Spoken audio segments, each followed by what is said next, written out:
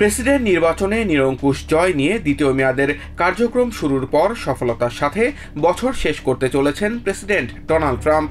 মঙ্গলবার বছরের শেষ ক্যাবিনেট মিটিংয়ে প্রশাসনের কাজ ও চলতি বছরের অর্থনৈতিক নানা সাফল্যের কথা তুলে ধরেন তিনি। 2 ঘন্টারও বেশি সময় ধরে চলা এই বৈঠকে ট্রাম্প দাবি করেন, গত 10 মাসে দেশের অর্থনীতিতে রেকর্ড $18 ট্রিলিয়ন বেশি বিনিয়োগ হয়েছে। ডেমোক্র্যাটদের বহুল ব্যবহৃত শব্দ অ্যাফোর্ডেবিলিটি বা জনসাধারণের ক্রয় ক্ষমতা কমে যাওয়ার অভিযোগকে উড়িয়ে দিয়ে তিনি বলেন তারা মূল্যস্ফীতিকে থামিয়ে দিয়েছেন। বৈঠকে সবচেয়ে উল্লেখযোগ্য ঘোষণাটি ছিল শুল্ক থেকে প্রাপ্ত অর্থ নিয়ে। ট্রাম্প জানান, আগামী বছর তিনি শুল্ক থেকে পাওয়া কয়েক ট্রিলিয়ন ডলার জনগণকে রিফান্ড বা লভ্যাংশ দেবেন।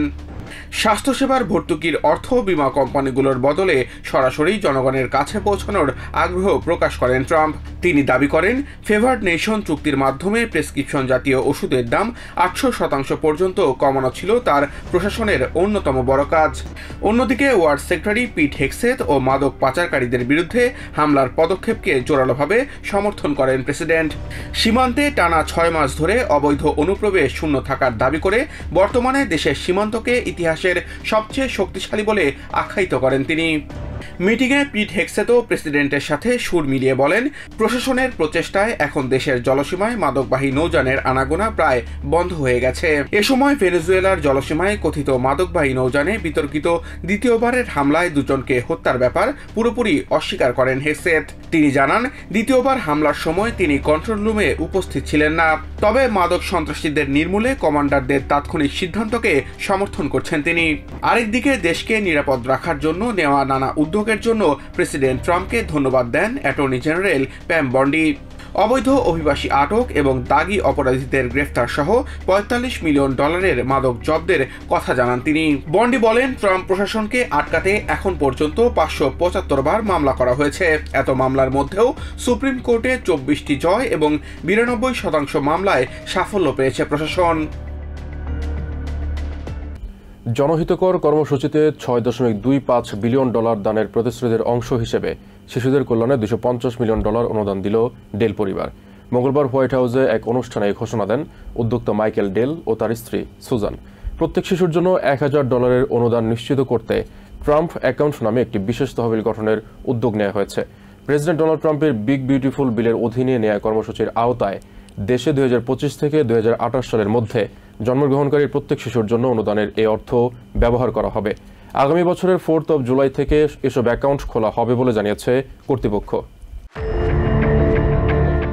গিভিং টুইসডেতে প্রেসিডেন্ট ট্রাম্পের কাছে নিজেদের অনুদানের ঘোষণা দেন ধনকুবের ও ডেলের কর্ণধার মাইকেল ডেল ও তার স্ত্রী সুজান। তাদের এত বড় অনুদানের জন্য কৃতজ্ঞতা জানান প্রেসিডেন্ট ডোনাল্ড ট্রাম্প। তাদের দেখে অন্যরাও অনুপ্রাণিত হবেন বলে আশা করেন তিনি। And this afternoon, Michael and Susan Dell are committing to one of the largest private donations in American history, which will directly benefit the next generation of American children through the new Trump Accounts program that we created in our One Big Beautiful Bill. Trump জানান, দেশের প্রায় 25 million শিশু এই তহবিল থেকে উপকৃত হবে। আমেরিকার 250তম স্বাধীনতা দিবস উপলক্ষে প্রতিটি শিশুর জন্য $250 করে অনুদান দেওয়ার প্রতিশ্রুতি দিয়েছে ডেল পরিবার, যা $6.25 বিলিয়ন সমতুল্য হবে বলে জানান প্রেসিডেন্ট। একে দুর্দান্ত একটি সিদ্ধান্ত হিসেবে প্রশংসা করেন Trump. In honor of America's 250th anniversary, the Dells are announcing today that they are giving 25 million American children $250 each to save and to invest in their personal Trump account. Now that's the equivalent of $6.25 billion. এই অর্থ দিয়ে শিশুরা তাদের American dream বাস্তবায়নের সুযোগ পাবে। এজন্য del পরিবারকে আবারও ধন্যবাদ জানান president. This will give millions of dollars, millions of children, middle-class families a stake in American prosperity, a benefit from the rising stock market, and a better shot at the American dream. It really gives them a shot at the American dream. Michael and Susan, I want to thank you for this extraordinary act of kindness and patriotism and charity. Michael del বলেন তারা এ ধরনের উদ্যোগে বিনিয়োগ করে অন্যদের উৎসাহ দেওয়ার চেষ্টা করেছেন। সবার এমন বিনিয়োগ দেশে অসংখ্য শিশুর সঞ্চয়, সুযোগ, আশা ও সমৃদ্ধির একটি প্ল্যাটফর্ম তৈরি করবে বলে আশা জানান তিনি। You know, we believe the smartest investment that we can make is an investment in children. And this act has created a platform for families and friends and communities and companies and philanthropists to contribute to these accounts. Susan Dell ফাউন্ডেশনের অন্যতম প্রতিষ্ঠাতা Suzanne del জানান শিশুরা যেন সুন্দর ভবিষ্যৎ সামনে দেখতে পারে, তাই তারা এমন উদ্যোগ নিয়েছেন। এমন কার্যক্রমের অংশ হিসেবে থাকতে পেরে তিনি গর্বিত এবং এটি অন্যদের অনুপ্রেরণা যোগাবে বলে আশা করেন Susan Dell. We believe that when children have a future that they can see is worth saving for. ভেনেজুয়েলার নৌযানে সামরিক অভিযানের বিষয়ে স্পষ্ট ধারণা পেতে অবিলম্বে হামলার ভিডিও প্রকাশের দাবি জানিয়েছেন সিনেট মাইনরিটি লিডার চাক শুমার। মঙ্গলবার এক সংবাদ সম্মেলনে ওয়ার সেক্রেটারি পিট হেগসেথের নিন্দা জানিয়ে তাকে কংগ্রেসের সামনে প্রকাশ্যে সাক্ষ্য দেওয়ার দাবি জানান তিনি। শুমার উদ্বেগ জানিয়ে বলেন নৌযানে হামলার পাশাপাশি প্রেসিডেন্ট ট্রাম্প স্থল অভিযানের পরিকল্পনা করলে সরাসরি যুদ্ধে জড়িয়ে পড়বে আমেরিকা। আরেকদিকে রিপাবলিকান সেনেটরদের আয়োজিত পৃথক সংবাদ সম্মেলনে হামলার ঘটনা সম্পর্কিত তথ্য জানতে চাইলে দ্বিদলীয় পদক্ষেপ নেওয়া হবে বলে জানান সেনেট মেজরিটি লিডার জন থুন। নাগরিকদের স্বাস্থ্যসেবা ও সামরিক হামলার বিষয়ে উদ্বেগ জানিয়ে মঙ্গলবার এক সংবাদ সম্মেলন করেন সেনেট ডেমোক্র্যাটরা। এ সময় সেনেট মাইনরিটি লিডার চাক শুমারের সাথে যোগ দেন সেনেটর রন ওয়াইডেন এবং সেনেটর অ্যামি ক্লোবুশার। বক্তৃতার শুরুতেই ৩০ মিলিয়ন নাগরিকের স্বাস্থ্যসেবা ঝুঁকির কথা উল্লেখ করে শুমার বলেন আগামী মাস থেকে ওবামা কেয়ারের ভর্তুকির মেয়াদ শেষ হয়ে যাচ্ছে এবং এটি ঠিক করতে সংখ্যাগরিষ্ঠ জিওপি সদস্যদের কোনো মাথা ব্যথাই নেই। শুমার অভিযোগ করেন ডেমোক্র্যাটরা নাগরিকদের জীবনমান উন্নত করতে লড়াই করে গেলেও কেবল নিজেরা নিজেদের মধ্যে লড়াই করছেন রিপাবলিকানরা। ভেনেজুয়েলার জলসীমায় হামলার পর ট্রাম্পের স্থল অভিযানের প্রস্তুতির বিষয়ে আশঙ্কা প্রকাশ করে তিনি বলেন ট্রাম্প ভূমিতে হামলা চালালে সরাসরি যুদ্ধে জড়িয়ে পড়বে আমেরিকা। কংগ্রেস প্রেসিডেন্টের এই পদক্ষেপ প্রতিহত করবে জানিয়ে রিপাবলিকান সদস্যদেরও জোরালো আওয়াজ তোলার আহ্বান জানান তিনি। এ সময় ওয়ার সেক্রেটারি পিট হেগসেথকে জাতীয় লজ্জা হিসেবে আখ্যা দিয়ে অবিলম্বে হামলার ভিডিও প্রকাশের দাবি জানান শুমার। আরেক সংবাদ সম্মেলনে সেনেট মেজরিটি লিডার জন থুন সাধারণভাবে অভিযানগুলোর পক্ষে সওয়াল করলেও এর নিরপেক্ষ তদন্তের আশ্বাস দিয়েছে রিপাবলিকান নেতৃত্বাধীন সেনেট আর্মড সার্ভিসেস কমিটি।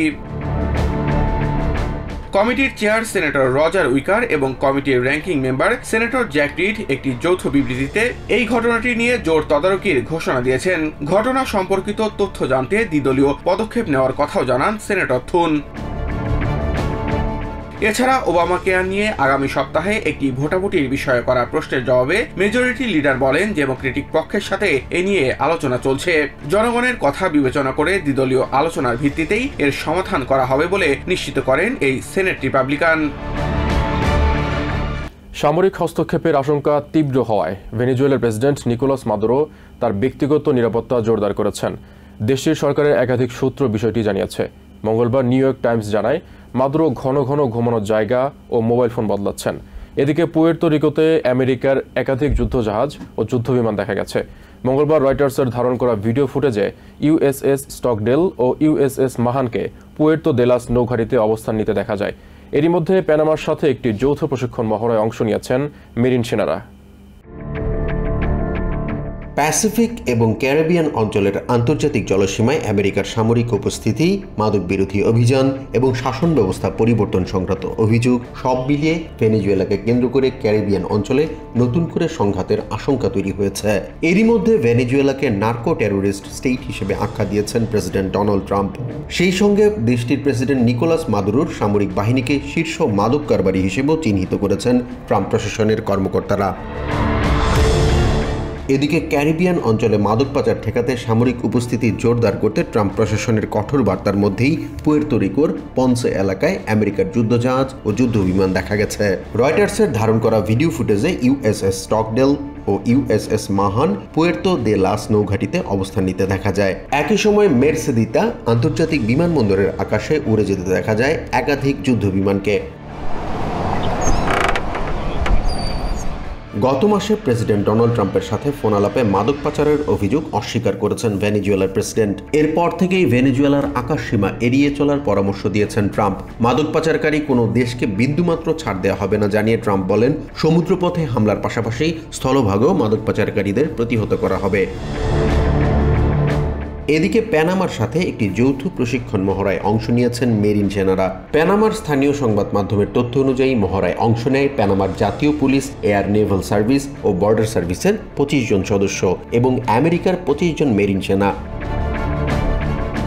মহড়ায় নেতৃত্ব দেওয়া মেরিন কর্মকর্তা নেলসন মার্চান্ট বলেন, এই যৌথ মহড়ার সঙ্গে ভেনেজুয়েলাকে ঘিরে উত্তেজনার কোনো সম্পর্ক নেই। তিনি জানান, প্যানামার সঙ্গে বিদ্যমান সামরিক সহযোগিতা চুক্তির আওতায় মহড়ায় অংশ নিয়েছেন তারা। Es capacitar a las unidades en la parte operacional y táctica, así como fortalecer la interoperabilidad.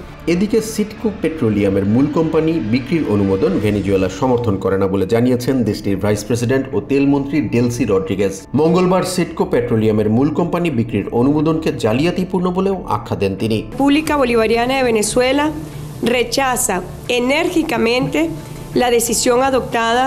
অন্যদিকে সামরিক হস্তক্ষেপের আশঙ্কা তীব্র হওয়ায় প্রেসিডেন্ট নিকোলাস মাদুরো তার ব্যক্তিগত নিরাপত্তা জোরদার করেছেন বলে জানিয়েছে ভেনেজুয়েলা সরকারের একাধিক সূত্র। তারা জানান, প্রেসিডেন্টের ঘনিষ্ঠ মহলে এখন টানটান উত্তেজনা ও উদ্বেগ বিরাজ করছে। যদিও মাদুরো এখনো বিশ্বাস করেন তিনি পরিস্থিতি নিয়ন্ত্রণে রেখেছেন এবং তার 12 বছরের শাসনামলে সবচেয়ে গুরুতর এই সংকটও পার হয়ে যেতে পারবেন। ভেনেজুয়েলা সরকারের একাধিক সূত্রের বরাত দিয়ে নিউ ইয়র্ক টাইমস জানায়, সম্ভাব্য ক্ষেপণাস্ত্র হামলা বা বিশেষ বাহিনীর অভিযানের ঝুঁকি এড়াতে মাদুরো ঘন ঘন নিজের ঘুমানোর স্থান ও মোবাইল ফোন পরিবর্তন করছেন। এছাড়া মাদুরো তার ব্যক্তিগত নিরাপত্তায় কিউবান দেহরক্ষীদের ভূমিকা ব্যাপকভাবে বাড়িয়েছেন। ট্রাম্প প্রশাসনের অব্যাহত চাপের মুখে ভেনেজুয়েলার রাজনৈতিক পট পরিবর্তনের আশঙ্কা বাড়ছে বলে ধারণা করছেন কূটনৈতিক বিশ্লেষকরা। আর এ পরিস্থিতিতে মাদুরোর এই নিরাপত্তা কেন্দ্রিক পদক্ষেপ নতুন করে আলোচনার জন্ম দিয়েছে। ছুটির মৌসুমের মধ্যেই বিপজ্জনক অভিবাসীদের নিজ দেশে পাঠানো হবে বলে হুঁশিয়ারি দিয়েছেন হোমল্যান্ড সেক্রেটারি ক্রিস্টি নোম। মঙ্গলবার ক্যাবিনেট বৈঠকে প্রেসিডেন্ট ডোনাল্ড ট্রাম্পের উপস্থিতিতে একথা জানান তিনি। এদিকে হোমল্যান্ড সিকিউরিটি ডিপার্টমেন্টের একাধিক কর্মকর্তার বরাত দিয়ে এনবিসি নিউজ জানিয়েছে, প্রায় 30টি দেশের নাগরিকদের ওপর ভ্রমণ নিষেধাজ্ঞা জারির সুপারিশ করেছেন ক্রিস্টি নোম। অন্যদিকে দেশকে অপরাধীদের ভাগাড়ে পরিণত করার বিরুদ্ধে আরও কঠোর পদক্ষেপ নেওয়া উচিত বলে মনে করেন রিপাবলিকান কংগ্রেসম্যান টিম বার্চেট। বিপজ্জনক অভিবাসী পাঠানো দেশগুলোর উপর বিস্তৃত ভ্রমণ নিষেধাজ্ঞা জারির পক্ষে অবস্থান নিয়েছেন হোমল্যান্ড সেক্রেটারি ক্রিস্টি নোম। হোমল্যান্ড সিকিউরিটির একাধিক কর্মকর্তার বরাত দিয়ে এনবিসি নিউজ জানায়, প্রায় 30টি দেশের নাগরিকদের উপর ভ্রমণ নিষেধাজ্ঞার সুপারিশ করেছেন ক্রিস্টি নোম। এর আগে কিছু দেশের অভিবাসীরা আমেরিকার নিরাপত্তা হুমকির দিকে ঠেলে দিয়েছে দাবি করে এক্সে দেয়া পোস্টে নোম লিখেন, হত্যাকারীদের ঠাঁই দেশের মাটিতে হবে না। মঙ্গলবার প্রেসিডেন্ট ডোনাল্ড ট্রাম্পের সাথে বৈঠকেও একই ধরনের মন্তব্য করেন হোমল্যান্ড সেক্রেটারি। আসন্ন ছুটির মধ্যেই বিপজ্জনক অভিবাসীদের তাদের নিজ দেশে ফেরত পাঠানো হবে জানিয়ে নোম বলেন, অবৈধ অভিবাসীরা যেন অন্য দেশের ক্ষতি না করতে পারে সেই লক্ষ্যে তাদের নিজ দেশে ছুটি উদযাপন করতে পাঠানো হবে। এদিকে হোমল্যান্ড সেক্রেটারির পদক্ষেপকে স্বাগত জানিয়েছেন রিপাবলিকান কংগ্রেসম্যান টিম বার্চেট। দেশকে অপরাধীদের ডাম্পিং জোনে পরিণত করার বিরুদ্ধে আরও কঠোর পদক্ষেপ নেওয়া উচিত বলেও মন্তব্য করেন তিনি। দেশের অভিবাসন প্রক্রিয়ার ফাঁকফোকর গলে অপরাধীরা বিশেষ সুবিধা পাচ্ছে অভিযোগ করে বার্চেট বলেন, ট্রাম্প প্রশাসন শুরু থেকেই এই সংকট সমাধানে এগিয়ে এসেছে। কয়েকটি দেশের অভিবাসীদের কারণে পুরো অভিবাসন প্রক্রিয়া হুমকির মুখে পড়েছে বলেও জানান তিনি। ওয়াশিংটন ডিসিতে ন্যাশনাল গার্ড সদস্যদের উপর হামলায় আফগান নাগরিকের জড়িত থাকার ঘটনা ভয়ানক নিরাপত্তাহীনতা সৃষ্টি করেছে বলে দাবি করেন কংগ্রেসম্যান বার্চেট। আফগানিস্তান সহ কয়েকটি দেশ থেকে আসা অভিবাসীদের গ্রিন কার্ড যাচাই বাছাইয়ে ট্রাম্প প্রশাসনের উদ্যোগ প্রশংসনীয় বলেও মন্তব্য করেন তিনি। এদিকে হোভার ইনস্টিটিউশনের senior fellow Victor Davis Hanson বলেছেন, দেশে অভিবাসন সংকট অন্য যে কোনো সময়ের চেয়ে তীব্র আকার ধারণ করেছে। তার মতে, ওয়াশিংটন ডিসিতে ন্যাশনাল গার্ড সদস্যদের উপর হামলা এবং টেনেসিতে বরাদ্দ জালিয়াতিতে সোমালি অভিবাসীদের যোগসাজশ এই সংকটকে আরও জটিল করে তুলেছে। বাইডেন প্রশাসনের আমলে 2 মিলিয়ন অবৈধ অভিবাসী দেশে প্রবেশ করেছে জানিয়ে হেনসেন বলেন, এত কম সময়ে এত সংখ্যক অভিবাসী বিশ্বের আর কোনো দেশে প্রবেশ করেনি। অভিবাসীদের সাথে দেশের মানুষের সাংস্কৃতিক দূরত্ব কমিয়ে আনা না হলে সামনের দিনে বিভেদ আরও বাড়বে বলেও মনে করেন তিনি। ক্যারিবিয়ান সাগরে নৌযান আরোহীদের হত্যা করতে ওয়ার্স সেক্রেটারি পিট হেগসেথের নির্দেশের কঠোর সমালোচনা করেছেন আইন প্রণেতারা। এটাকে যুদ্ধাপরাধ বলে আখ্যায়িত করেন ডেমোক্রেটিক কংগ্রেসম্যান জিম হাইমস। এদিকে হেগসেথের ওই নির্দেশের কঠোর সমালোচনা করেছেন সাবেক ডিফেন্স সেক্রেটারি লিওন প্যানেটা। হেগসেথের এই আচরণকে কাউবয়ের সঙ্গে তুলনা করেছেন হাউস আর্মড সার্ভিসেস কমিটির ranking member Adam Smith. Trump প্রশাসনের অবৈধ অভিযানের কারণে সেনা সদস্যদের ভয়ঙ্কর বিপদের দিকে ঠেলে দিচ্ছে বলে অভিযোগ করেছেন কলোরাডোর কংগ্রেসম্যান জেসন ক্রো। আর প্রশাসনের মাদক বিরোধী অভিযানের বৈধতা নিয়ে প্রশ্ন তুলেছেন Republican senator Rand Paul. Caribbean সাগরে সন্দেহজনক মাদকবাহী নৌযানে হামলা ও সব আরোহীকে হত্যা করতে ওয়ার সেক্রেটারি পিট হেগসেথের নির্দেশের খবরে সমালোচনার ঝড় আরো জোরালো হচ্ছে। আইন প্রণেতা, রাজনীতিক, সাবেক সামরিক কর্মকর্তা, আইন বিশেষজ্ঞ থেকে শুরু করে বিভিন্ন পর্যায়ের ব্যক্তিরা হেগসেথের ওই নির্দেশের সমালোচনা করছেন। একে সরাসরি যুদ্ধাপরাধ আখ্যায়িত করেছেন কানেটিকাটের ডেমোক্রেটিক কংগ্রেসম্যান এবং হাউস ইন্টেলিজেন্স কমিটির র্যাঙ্কিং মেম্বার জিম হাইমস। ইচ্ছাকৃতভাবে গভীর সাগরে আটকে থাকা মানুষের ওপর হামলা সরাসরি যুদ্ধাপরাধ, এতে কোনো যদি কিন্তু নেই বলে মন্তব্য করেন তিনি। এ ঘটনা যুদ্ধাপরাধের সঙ্গে সম্পৃক্ত উল্লেখ করে এর জন্য পিট হেগসেথকেই দায়ী করেছেন সাবেক ডিফেন্স সেক্রেটারি লিওন প্যানেটা। তিনি বলেন, দায়িত্বের জায়গা থেকে এর দায় হেগসেথ এড়াতে পারেন না। অ্যাডমিরাল সহ অন্যদের উপর দায় চাপানোর চেষ্টা করা হচ্ছে, প্রকৃত দায় ওয়ার সেক্রেটারির ওপরই বর্তায় বলে জানান প্যানেটা। ওয়াশিংটনের ডেমোক্রেটিক কংগ্রেসম্যান ও হাউসের আর্মড সার্ভিসেস কমিটির র্যাঙ্কিং মেম্বার অ্যাডাম স্মিথ বলেন, পিট হেগসেথের কাউবয়ের মতো দৃষ্টিভঙ্গি পুরো দেশের মানুষের জন্য বিরক্তিকর। তিনি বলেন, বুঝুক বা না বুঝুক, হেগসেথ একটি গুরুত্বপূর্ণ দায়িত্বে আছেন। তার এমন পদক্ষেপ দেশের জাতীয় নিরাপত্তার জন্য মারাত্মক হুমকি তৈরি করতে পারে বলেও আশঙ্কা জানান কংগ্রেসম্যান স্মিথ। ট্রাম্প প্রশাসনের আইনহীনতা ও আইনের প্রতি অবজ্ঞা সেনা কর্মকর্তাদের বিপদের দিকে ঠেলে দিচ্ছে বলে মনে করেন কলোরাডোর ডেমোক্রেটিক কংগ্রেসম্যান জেসন ক্রো। তিনি বলেন, অপরাধীদের সরাসরি হত্যা না করে তাকে আত্মসমর্পণের সুযোগ দিতে হয়। সেনা সদস্যরা এসব বিষয়ে প্রশিক্ষণ প্রাপ্ত। আন্তর্জাতিক আইন অনুযায়ী অপরাধীদের গ্রেফতার না করে বা তাদের আত্মসমর্পণের সুযোগ না দিয়ে সরাসরি হত্যার নির্দেশ অবশ্যই বেআইনি বলে দাবি করেন কংগ্রেসম্যান ক্রো। ট্রাম্প প্রশাসনের মাদক বিরোধী অভিযানের বৈধতা নিয়েই প্রশ্ন তুলেছেন কেন্টাকির রিপাবলিকান সেনেটর র্যান্ড পল। তিনি বলেন, কোনো ব্যক্তি যখন পাল্টা হামলা করার মতো পরিস্থিতিতে না থাকে তার উপর হামলা চালানো সামরিক আইনের লঙ্ঘন। তা সত্ত্বেও পিট হেগসেথ ওই নৌযানে থাকা আরোহীদের কিভাবে হত্যার নির্দেশ দিলেন তা নিয়ে প্রশ্ন তুলেন সিনেটের ফরেন রিলেশনস কমিটির সদস্য। তবে এত সমালোচনার পরেও মঙ্গলবার ক্যাবিনেট বৈঠকে প্রেসিডেন্ট ডোনাল্ড ট্রাম্পের পাশে বসেই মাদকবাহী নৌযানে এ ধরনের হামলার বিষয়ে নিজের অবস্থানের পক্ষেই সাফাই গাইলেন ওয়ার সেক্রেটারি পিট হেগসেথ। তিনি বলেন, মাদক পাচারে জড়িতদের গ্রেফতার করে দেশে এনে বিচার করা কিংবা তাদের নিজ দেশে প্রত্যর্পণ করা জটিলতা তৈরি করে। তাই মাদক পাচারকারীদের বিরুদ্ধে এ ধরনের অভিযানই বেশি কার্যকর বলে জানান হেগসেথ। ক্যাপিটাল হিলে বার্ষিক ক্রিসমাস ঐতিহ্যে নতুন ইতিহাস যোগ হলো মঙ্গলবার। এদিন নেভাডার পাঠানো প্রথম ক্যাপিটাল ক্রিসমাস ট্রি ওয়েস্ট লনে আনুষ্ঠানিকভাবে আলোকিত করা হয়েছে। অনুষ্ঠানে নেতৃত্ব দিয়েছেন হাউস স্পিকার মাইক জনসন। তার সাথে কংগ্রেসের অন্য সদস্যরাও উপস্থিত ছিলেন। এবারের ক্রিসমাস ট্রি 53 ফুট উঁচু একটি রেড ফার, যার নাম সিলভার বেল।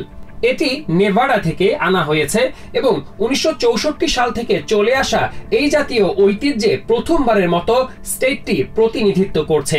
এখন ক্রিসমাস ট্রি ক্যাপিটলের সামনে ঝলমল করছে। I know for all of us Christmas time is a season of light and hope and renewal. This time invites us to pause and reflect on the many blessings that God has bestowed upon our lives and upon this great nation. Speaker বলেন, ক্রিসমাসের সময় হচ্ছে আলো, আশা এবং নতুনের মৌসুম।